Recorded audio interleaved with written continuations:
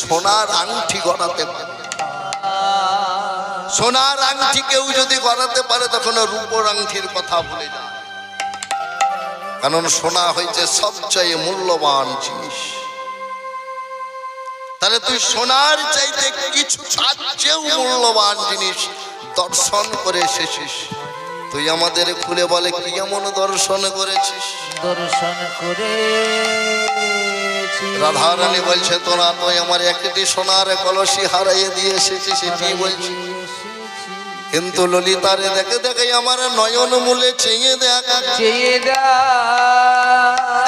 আমার নয়ন ভুলে চেয়ে দেখ। ওই যমুনায় জলে আনতে গিয়ে আমি কি করেছি জানিস?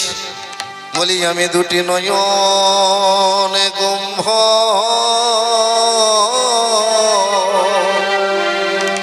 নয়ন কুম্ভ ভরে এনেছি,